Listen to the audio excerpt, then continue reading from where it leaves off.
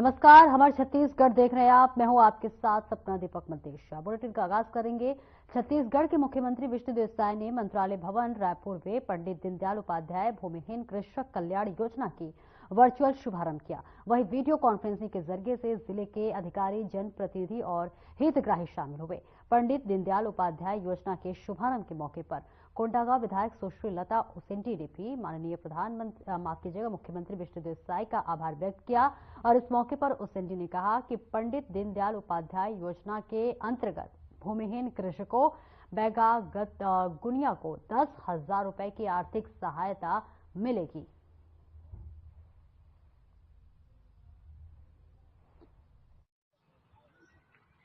निश्चित तौर पे मैं माननीय मुख्यमंत्री विष्णुदेव साय जी को साधुवाद देती हूँ। आज जिस योजना की लॉन्चिंग हुई है, दीनदयाल उपाध्याय भूमिहीन मजदूर भाग से, तो जो भूमिहीन मजदूर हैं उनको 10,000 रुपए का सालाना मदद देने की बात है। और प्रधानमंत्री फेज 2 की जो स्कीम आई है, जिसमें अधिक से अधिक लोग, हमारे जिले में 25,000 से अधिक आवास स्वीकृत है, तो जल्दी वो आवास सबको बनाए। और जो हितग्राही हैं, जिनके पास पहले मोटरसाइकिल था, उनको नहीं मिलता था, या ऐसे जो पात्रता नवीन थे, तो पात्रता को भी बढ़ाया गया है ताकि अधिक से अधिक संख्या उसमें सम्मिलित हो। आज उसी का आज लॉन्चिंग का कार्यक्रम था, जिसमें हम सब लोग सम्मिलित हुए और गांव के लोग सब आयोजित थे। और मैं सारे ग्रामवासियों को भी बधाई देती हूँ जिनके आवास स्वीकृत है, वो फटाफट बनाए ताकि नए लोगों को भी अवसर मिले। क्या क्या प्रोसेस रहेंगे बच्चे, जैसे नए आवास में हितग्राही होंगे, उसमें कौन कौन से पात्र में आए? देखिए, इसमें पात्रता की जो श्रेणी है, जितने हितग्राही हैं हमारे, वो एक ऐप है। ऐप में भी ऑनलाइन आवेदन कर सकते हैं, और उस ऑनलाइन आवेदन करके खुद भी अब उन्हें कहीं भटकने की भी जरूरत नहीं है। उस ऐप के माध्यम से ऑनलाइन आवेदन करें। और जो भूमिहीन है, तो वो तो है ही है, जिसके पास साइकिल है, कई ऐसे लोग हैं 5 एकड़ से अधिक की भूमि वालों को नहीं मिल रहा था, तो 5 एकड़ तक का जो सिंचित भूमि वाले हैं, वो भी इसमें अप्लाई कर सकते हैं। तो ऐसे इन पात्रता को बढ़ाया गया है।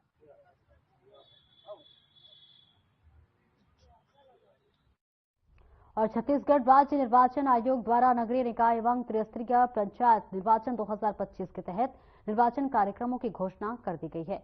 इसके साथ ही आदर्श आचरण संहिता संपूर्ण जिले में प्रभावशील हो गई है।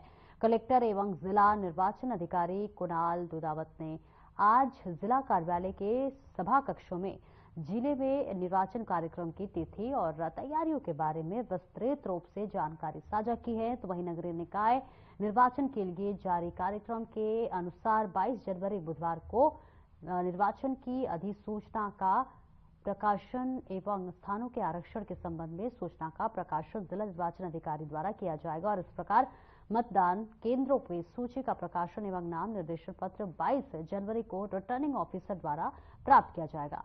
नाम निर्देशन पत्र प्राप्त करने की अंतिम तारीख 28 जनवरी मंगलवार तथा 29 जनवरी बुधवार को नाम निर्देशक पत्रों की जांच रिटर्निंग ऑफिसर द्वारा किया जाएगा। और इसी के प्रकार को बता दें कि 31 जनवरी को दोपहर 3 बजे तक अभ्यर्थियों से नाम वापस ली जा सकेगी। और रिटर्निंग ऑफिसर द्वारा निर्वाचन लड़ने वाले अभ्यर्थियों की सूची तैयार करना, प्रकाशन और निर्वाचन प्रतीकों का आवंटन किया जाएगा। जारी अधिसूचना के अनुसार कोंडागांव नगर पालिका परिषद, नगर पंचायत फरसगांव और नगर पंचायत केशकाल में 11 फरवरी को मतदान और मतगणना तथा परिणामों की घोषणा 15 फरवरी शनिवार को संपन्न होगा।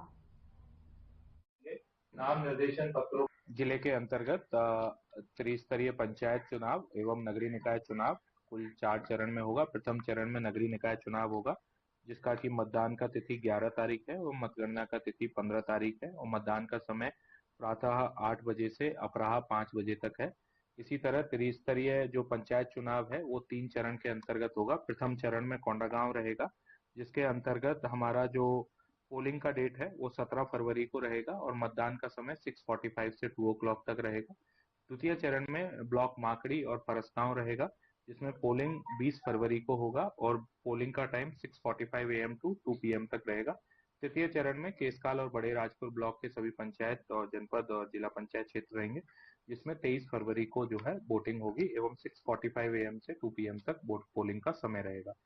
जिले में कानून व्यवस्था को दृष्टिगत रखते हुए सेक्शन 144 लागू कर दिया जाएगा, एवं साथ ही साथ ये भी सभी से है कि कोई भी सभा बिना किसी पूर्व परमिशन के नहीं हो सकेगी।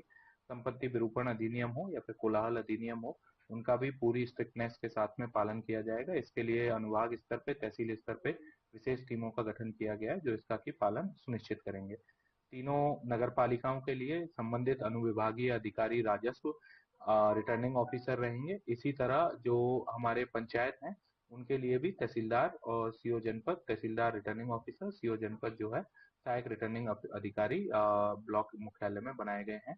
वहां पे आकर के लोग अपना नॉमिनेशन जमा करा सकते हैं नॉमिनेशन के ड्यूरेशन में। निर्वाचन अधिकारी के द्वारा किया जाएगा। और गुरु घासीदास बाबा की जयंती के पावन अवसर पर करबला रोड स्थित यश पैलेस में एक नई किरण वेलफेयर सोसाइटी से ने हंस वाहिनी ब्लड सेंटर के सहयोग से विशाल स्वैच्छिक रक्तदान शिविर का आयोजन किया। रक्तदाताओं ने थैलेसीमिया, सिकल सेल और ब्लड कैंसर से पीड़ित बच्चों के लिए स्वैच्छिक रक्तदान किया। इसी क्रम में लोगों का निःशुल्क ब्लड टेस्ट, शुगर और ब्लड प्रेशर जांच की भी की गई। और इस बीच आपको बता दें कि रक्तदान शिविर में 51 यूनिट रक्त संग्रहित किया गया, जिसे थैलेसीमिया, सिकल सेल और ब्लड कैंसर पीड़ित बच्चों के लिए उपयोग किया जाएगा। वहीं रक्तदान शिविर में मुख्य अतिथि के रूप में बेलतरा और विधायक सुशांत शुक्ला सम्मिलित हुए। विधायक ने कहा कि रक्तदान किसी के लिए जीवन दान है। जो लोग स्व से प्रेरणा से किसी भी अनजान का जीवन बचाने के लिए रक्तदान करते हैं वे सभी पूजनीय। और साथ ही उन्होंने आयोजकों की सराहना करते हुए कहा कि उनके द्वारा रक्तदान के साथ हेलमेट उपहार में देकर यातायात सुरक्षा का भी संदेश दिया जा रहा है। सुशांत शुक्ला ने यह भी कहा कि 1 यूनिट खून से प्लेटलेट और प्लाज्मा अलग कर 3 लोगों को जीवन दान दिया जा सकता है। हम लोगों ने सवेरा एक नई किरण नया एनजीओ की स्थापना की है जो कि 2 दिसंबर को चालू हुआ है। और हम वो एनजीओ के माध्यम से आज सब लोगों का विकास हो और सब लोगों को मूलभूत सुविधाएं जो है वो मिल पाए। अभी जो हम लोगों ने फर्स्ट जो चालू किया था उसमें था ब्लड कैंप किया था। तो ब्लड कैंप में लगभग 51 यूनिट रक्तदान हुआ है जो कि थैलेसीमिया, सिकलिन और जो भी ब्लड कैंसर वाले जो बच्चे थे उनको वो ब्लड डोनेट करवाया गया है। अभी हम लोगों का फिर जो है फरवरी फर्स्ट वीक में नया एक और शिविर होगा जिसमें कि स्वास्थ्य परीक्षण होगा। और ये लगभग हम लोग जितने बिलासपुर वासी हैं उनको इसका लाभ मिल सके इसके लिए हम लोग अर्थक प्रयास कर रहे हैं। कितना प्रशंसा करूं इसके लिए कह नहीं सकता। जैसे एक सीढ़ी से कितनी ऊंचाई तक जाना है वो अभी मुझे मालूम नहीं है। चलना मेरा कर्तव्य है और लोगों को सेवा करना जितना सुख और शांति मिलती है। और मेरा उद्देश्य रहता है कि ज़्यादा से ज़्यादा लोगों का ये लाभ पहुँचे, ज़रूरतमंदों को लाके स्वास्थ्य शिविर में उनको सेवा करने का अवसर मिले, ये मेरा सौभाग्य मिलेगा। संस्था के माध्यम से हम लोग लोगों को इसलिए कि घर घर जाके सूचना देते हैं, सबको बुलाते हैं कि भाई हमारी संस्था है सवेरा एक नई किरण, उसका मैं उपाध्यक्ष बोल रहा हूँ। तो हम लोग सेवा का उद्देश्य ही कि ये एनजीओ का खोलने का उद्देश्य है और लोगों को घर घर सेवा पहुँचाए। लोगों के ज़रूरतमंद लोगों के लिए जो आवश्यकता हो। हम लोग स्वास्थ्य शिविर का आयोजन किए थे पिछले महीने 18 दिसंबर को। उसमें हम लोग 51 यूनिट ब्लड डोनेट आया था और लोगों को ज़रूरतमंद लोगों को फिर उसको रिप्लेस भी करते हैं। जैसे जैसे लोगों की ज़रूरत पड़ती है वैसे करता हूँ।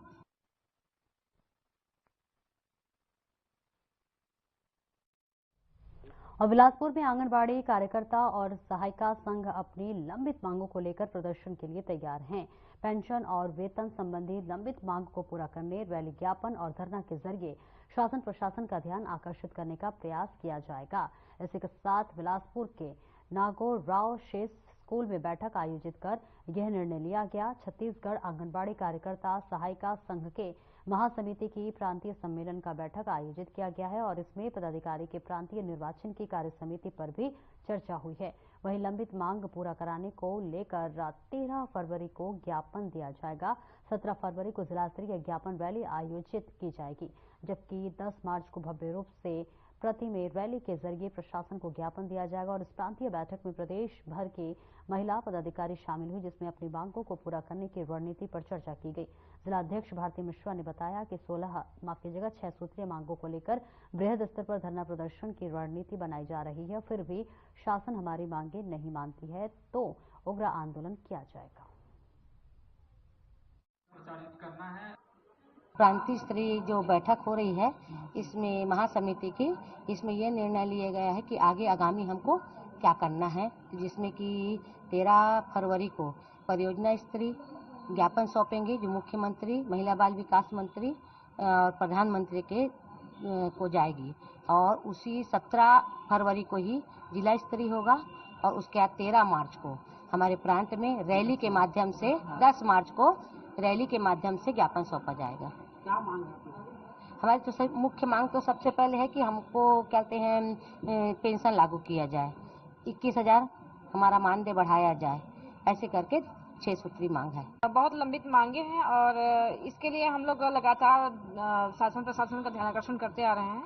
आज 2 अक्टूबर 1975 से आंगनबाड़ी कार्यकर्ता सहायिकाएं कार्य करती आ रही हैं, लेकिन न पेंशन है और न ही कोई नियमित मानदेय मिल रहा है। तो इसी को लेकर आज महासमिति की हमारी बैठक, प्रांतीय स्तर बैठक यहाँ रखा गया है, और इसमें जो वर्तमान में है वो मांगे हम शासन प्रशासन को ध्यानाकर्षण के लिए अभी फरवरी में और मार्च में 10 मार्च को जो प्रांतीय धरना रैली होगा उसमें बृहद रूप से रैली निकालकर हम मांग पत्र सौंपेंगे।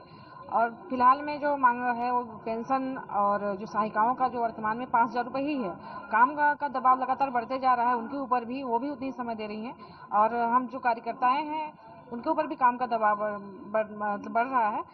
तो सहायिकाओं को कम से कम कार्यकर्ता को जो मानदेय मिलता है तो उनसे आधा मिल रहा है अभी, लेकिन आधा न मिलकर उनको 85% के हिसाब से कम से कम मिलना चाहिए। यही सब मांगों को लेकर और जो अभी प्रांतीय निर्वाचन है उसका भी यहाँ तिथि निर्धारित करेंगे कि प्रांतीय जो निर्वाचन है पदाधिकारियों का, उसका तिथि निर्धारण कर आज की बैठक में मतलब निर्णय लिया जाएगा। आज छत्तीसगढ़ आंगनबाड़ी कार्यकर्ता सहायिका संघ पंजीयन क्रमांक 409 की महासमिति की बैठक है। महासमिति की बैठक में हमारे पूरे जिले के जो जिलाध्यक्ष हैं, प्रांतीय पदाधिकारी, वो सब आए हुए हैं। जब पेंड्रा, गौरेला, अंबिकापुर, सरगुजा, बिलासपुर और आपका रायपुर, हमारा जसपुर जिला, बस्तर से भी भरने को कुछ आई हुई हैं। और आज महत्वपूर्ण निर्णय जो हम सरकार के ध्यान में लाने के लिए लिए हैं कि भाई बुढ़ापे के सहारा में पेंशन जो है हमारी बहनों के लिए बहुत ज़रूरी है, उस पर सरकार विचार करे। जिस तरह से पंचायत कर्मी, शिक्षा कर्मियों को नीति बना के छत्तीसगढ़ सरकार ने शासकीय कर्मचारी घोषित किए हैं, उसी तरह से हमारी आंगनबाड़ी कार्यकर्ता बहनों को भी के लिए नीति बनाए सरकार, और अभी इसी 2025 की बजट सत्र में मार्च में ही नीति बनाए और उनको शासकीयकरण करें और पेंशन ग्रेजुएटी की लाभ दें। इसके आज हम लोग महत्वपूर्ण निर्णय ले रहे हैं और चरणबद्ध संघर्ष के लिए हम कार्यक्रम बना रहे हैं।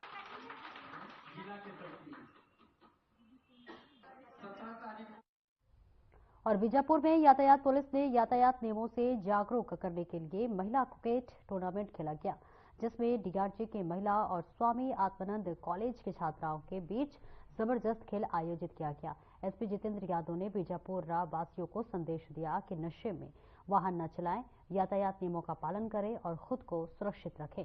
रोड चलते समय हेलमेट और अपनी नगर 4 पहिया वाहनों में बेल्ट जरूर पहने। और बीजापुर ट्रैफिक पुलिस द्वारा यह कार्यक्रम आयोजित किया गया।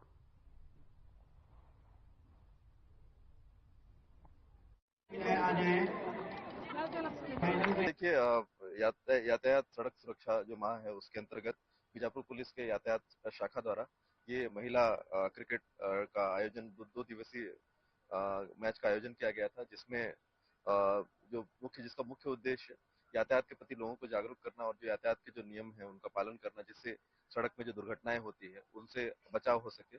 इसी उद्देश्य के साथ में ये कार्यक्रम आयोजित किया गया था, जिसमें अलग अलग टीमें आई हुई थी और जिसमें प्रथम पुरस्कार कॉलेज की टीम ने लिया है और द्वितीय पुरस्कार डीआरजी महिला की टीम ने किया है। ओवरऑल ये बहुत अच्छा एक सार्थक कार्यक्रम था, जिसमें लोगों को जागरूक कराने के लिए ये मैच का 2 दिवसीय मैच का आयोजन किया गया था। मेरा तो यही संदेश है कि जो नशे में वाहन चलाते हैं या फिर जो यातायात नियमों का पालन नहीं करते हैं, उनसे दुर्घटना की संभावना और बढ़ जाती है और उनसे उनकी मृत्यु भी हो सकती है, जिससे उनका परिवार पूरा बिखर जाता है। तो मेरी यही सबसे गुजारिश है कि नशे की हालत में बिल्कुल वाहन न चलाएं, ट्रैफिक नियमों का पालन करें, हेलमेट लगाएं, सीट बेल्ट लगाएं और जितने भी जो ट्रैफिक के नियम बनाए गए हैं जिनका पालन करना है। पूर्व कांग्रेस प्रदेश अध्यक्ष और कैबिनेट मंत्री मोहन मरकाम ने जो है जगदलपुर कांग्रेस भवन में पत्रकार वार्ता किया और इस दौरान उन्होंने पूरे प्रदेश में षड्यंत्र पूर्वक ओबीसी के आरक्षण की कम कराने को राज्य सरकार पर आरोप लगाया। आपको बता दें कि संभाग मुख्यालय राजू भवन जगदलपुर में छत्तीसगढ़ के पूर्व प्रदेश कांग्रेस अध्यक्ष मोहन मरकाम ने एक प्रेस वार्ता को संबोधित किया।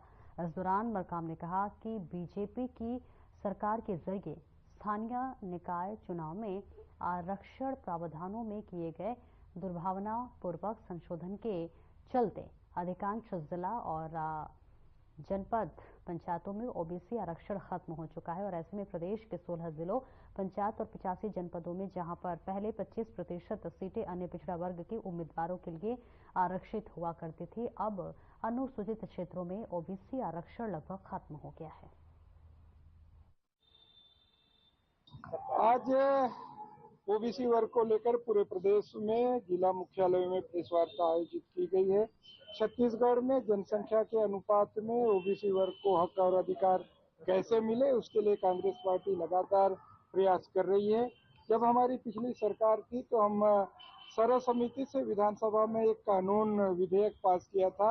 ओबीसी वर्ग को 27%, एससी वर्ग को 13%, एसटी वर्ग को 32% और सामान्य वर्ग के जो कमजोर वर्ग है उनको 5% देने का विधेयक पास किया था, मगर भारतीय जनता पार्टी के दबाव में राज्यपाल महामहिम राज्यपाल महोदय ने दस्तखत नहीं किया।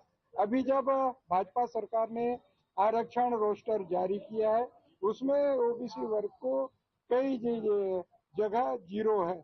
इसको लेकर समाज में बहुत ज्यादा आक्रोश है। कांग्रेस पार्टी भी उन वर्गों के हितों के लिए लगातार लड़ रही है। समय काफी कम है। समय कम है मगर हम ओबीसी वर्ग को कैसे हक मिले उसके लिए लगातार प्रयास कर रहे हैं। क्या कोर्ट का दरवाजा?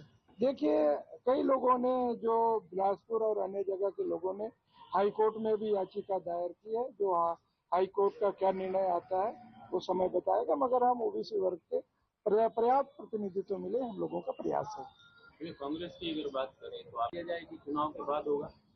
देखिए, अभी तो सामने चुनाव है, समय चुनाव है तो मुझे लगता है कि संगठन विस्तार चुनाव के बाद ही होगा, ऐसा मुझे लगता है। मगर निर्णय तो हाईकमान को करना है, संगठन विस्तार कब होगा नहीं होगा प्रदेश अध्यक्ष या हाईकमान के जो भी निर्णय होगा हम सबको स्वीकार होगा। ये सूची अप्रूवल हाईकमान करता है, हाईकमान का जो भी आदेश निर्देश होता है हम सबको मान्य होता है। बहुत ज्यादा दावेदारी इसलिए नहीं, देखिए उस बारे में कहना जल्दबाजी होगी। वो जो बातें हैं केंद्रीय नेतृत्व के पास जो सूची है हमारे प्रदेश अध्यक्ष के माध्यम से पहुंच गई है। हाईकमान जैसे अप्रूवल देगा वो प्रदेश कांग्रेस कमेटी उसको जारी कर देगी। नगरीय निकाय के रहेंगे क्या है? देखिए, हमारा प्रदेश नेतृत्व तय करेगा, मगर मेरा व्यक्तिगत मानना है हम कोशिश करेंगे युवा नेतृत्व को ज्यादा प्रायोरिटी हम देंगे। जगदलपुर कांग्रेसी जो काबिज है जिन वार्डों में, क्या वहाँ सीटें टिकटें जो है रिपीट होंगी? देखिए, उस बारे में कहना जल्दबाजी होगी। हमारा जिला कांग्रेस कमेटी जो भी रिकमेंड करके भेजेगा प्रदेश कांग्रेस कमेटी उन नामों पर हम लोग विचार करेंगे। आज ओबीसी वर्ग को लेकर पूरे प्रदेश में जिला मुख्यालयों में प्रेस वार्ता आयोजित की गई है। छत्तीसगढ़ में जनसंख्या के अनुपात में ओबीसी वर्ग को हक और अधिकार कैसे मिले उसके लिए कांग्रेस पार्टी लगातार प्रयास कर रही है। जब हमारी पिछली सरकार थी तो हम सर्वसम्मति से विधानसभा में एक कानून विधेयक पास किया था। ओबीसी वर्ग को 27%, एससी वर्ग को 13%, एसटी वर्ग को 32% और सामान्य वर्ग के जो कमजोर वर्ग है उनको 5% देने का विधेयक पास किया था, मगर भारतीय जनता पार्टी के दबाव में राज्यपाल महामहिम राज्यपाल महोदय ने दस्तखत नहीं किया। अभी जब भाजपा सरकार ने आरक्षण रोस्टर जारी किया है उसमें ओबीसी वर्ग को कई जगह जीरो है। इसको लेकर समाज में बहुत ज्यादा आक्रोश है। कांग्रेस पार्टी भी उन वर्गों के हितों के लिए लगातार लड़ रही है। समय काफी कम है। समय कम है मगर हम ओबीसी वर्ग को कैसे हक मिले उसके लिए लगातार प्रयास कर रहे हैं। क्या कोर्ट का दरवाजा? देखिए, कई लोगों ने जो बिलासपुर और अन्य जगह के लोगों ने हाई कोर्ट में भी याचिका दायर की है। जो हाई कोर्ट का क्या निर्णय आता है वो समय बताएगा, मगर हम ओबीसी वर्ग के पर्याप्त प्रतिनिधित्व मिले हम लोगों का प्रयास है। इस तरह पंचायतों में भाजपा सरकार के द्वारा कराए गए वर्तमान आरक्षण प्रक्रिया के चलते प्रदेश में ओबीसी वर्ग का नुकसान हुआ है। सरकार आरक्षण को रद्द कर फिर से आरक्षण कराए, ओबीसी वर्ग के आरक्षण को बहाल करे। इसके लिए अध्यादेश लाना पड़े तो लाया जाए। विधानसभा की विशेष सत्र बुलाया जाए, लेकिन ओबीसी वर्ग के आरक्षण को बहाल किया जाए। जिला पंचायत अध्यक्ष एक भी सीट ओबीसी के लिए आरक्षित नहीं है। नगरीय निकाय क्षेत्रों में भी ओबीसी वर्ग के आरक्षण में कटौती हो गई है। कांग्रेस सरकार के समय 2019-20 में प्रदेश में जब जिलों की संख्या 27 थी, तब अनुसूचित जनजाति के लिए 13, अनुसूचित जाति के लिए 3, ओबीसी के लिए 7 तथा सामान्य वर्ग के लिए 4 जिला पंचायतें सीटें आरक्षित थी। भाजपा सरकार ने षड्यंत्र पूर्वक इसमें कटौती किया। अब जिलों की संख्या 33 हो गई है, लेकिन ओबीसी का आरक्षण 7 से घटकर 0 हो गया है। प्रदेश के सभी जिला पंचायत एवं जनपदों में जहां पहले 25% सीटें अन्य पिछड़ा वर्ग के लिए उम्मीदवारों के लिए आरक्षित हुआ करती थी, अब अनुसूचित क्षेत्रों में ओबीसी आरक्षण लगभग खत्म हो गया है। शायद सरकार के द्वारा आरक्षण प्रक्रिया के नियमों में किए गए दुर्भाग्यपूर्वक संशोधन के बाद अनुसूचित जिले, शहर और ब्लॉकों में जिला पंचायत सदस्य, जनपद सदस्य और पंचों का जो भी पद पिछड़ा वर्ग के लिए आरक्षित था, अन्य वर्ग के लिए आरक्षित हो गया है। पहले ओबीसी को धोखा दिया, अब सामान्य वर्ग को ठगने जा रहे हैं। जब पूरे प्रदेश में सरकार के खिलाफ विरोध हो रहा है, तब कह रहे हैं कि अनारक्षित वर्ग की आधा सीटों में पिछड़ा वर्ग को लड़ाएंगे। पहले तो पिछड़ों को संवैधानिक अधिकार में डाका डाला, अब जले पर नमक छिड़क रहे हैं। अनारक्षित सीटों में तो सामान्य एससी, एसटी, ओबीसी कोई भी लड़ सकता है, और जहां पर जैसी परिस्थितियां होती है लोग लड़ते भी हैं। इसमें भाजपा का एहसान क्या कर रही है? भाजपा का एहसान नहीं, बाबा साहेब के संविधान के द्वारा दिए गए आरक्षण का अधिकार चाहिए। आज देखिए, चाहे बस्तर हो, सरगुजा हो या मध्य क्षेत्र में ओबीसी वर्ग का प्रतिनिधित्व जीरो होने जा रहा है। जो जिला पंचायत से लेकर अन्य क्षेत्रों में भारतीय जनता पार्टी बहुत बड़ी साजिश के तहत इन वर्गों को जो प्रतिनिधित्व, जो निर्वाचित होकर जनप्रतिनिधित्व बनते हैं, उसमें भी उनको आगे बढ़ने का मौका नहीं दे रही है। भारतीय जनता पार्टी कहती है कि हम इन वर्गों का हितों की रक्षा करेंगे, मगर मुझे नहीं लगता कि भारतीय जनता पार्टी इन वर्गों के हितों की ख्याल कर पाएगी। हमारी सरकार जब केंद्र में रही हो, चाहे छत्तीसगढ़ में रही हो, ओबीसी वर्गों के हितों का हमेशा ख्याल हमारी सरकार। और जगदलपुर के चित्रकूट स्थित न्यू ड्रीम एकेडमी स्कूल में हर साल की तरह इस साल भी बड़ी धूमधाम के साथ वार्षिक उत्सव का आयोजन किया गया, जहां बच्चों ने नृत्य, नाटक और गायन के माध्यम से आकर्षक प्रस्तुति दी। वहीं बच्चों का हौसला बढ़ाने के लिए बस्तर लोकसभा सांसद महेश कश्यप भी कार्यक्रम में उपस्थित रहे और बच्चों की प्रस्तुति का आनंद लिया। वहीं आयोजन में बच्चों के साथ उनके परिजन भी ग्रामीण मौजूद रहे। बस्तर सांसद ने संबोधित करते हुए कहा कि ये अपने आप को इन छोटे बच्चों के बीच पाकर बहुत खुश हैं और उन्हें इसके बचपन के दिन या फिर याद आ गए।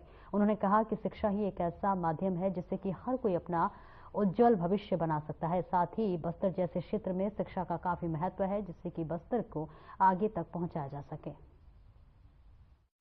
लौंडीगुड़ा क्षेत्र में हमारा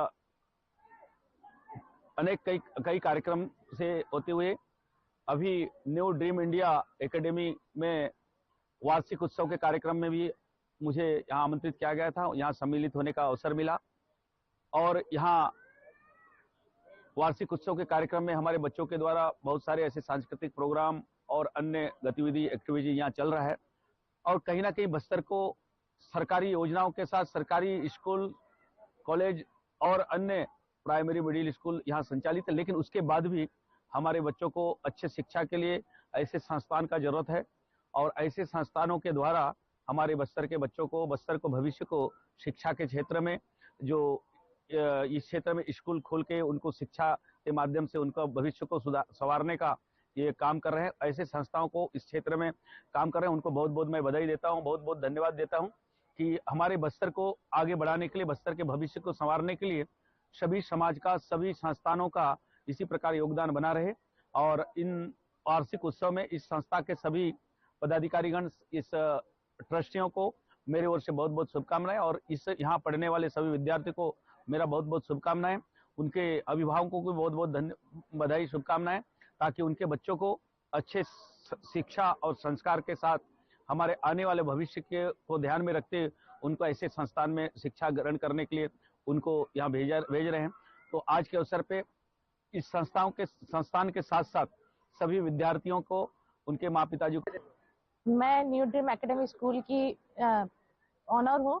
ये मेरा पूरा स्टाफ है जिनसे मतलब 2015 में मैंने स्कूल स्टार्ट किया था, और ये हमारा 10वां एनुअल फंक्शन चल रहा है, जिसमें मेरे स्टाफ का मेरे को पूरा सपोर्ट है। मेरे स्कूल में 250 से ऊपर बच्चे हैं, और अगले सत्र में हम लोग हॉस्टल खोलने वाले हैं यहाँ पे। और मेरे स्कूल से हर साल नवोदय, प्रयास, उत्कर्ष, इसमें हर साल करीब 6-6, 7-7 बच्चों को सिलेक्शन होता है। और मैं बहुत ही आभारी हूँ मेरे स्कूल के टीचर्स को जो इतने साल से मेरा सपोर्ट कर रहे हैं। और फिलहाल इस बुलेटिन में इतना ही। नमस्कार।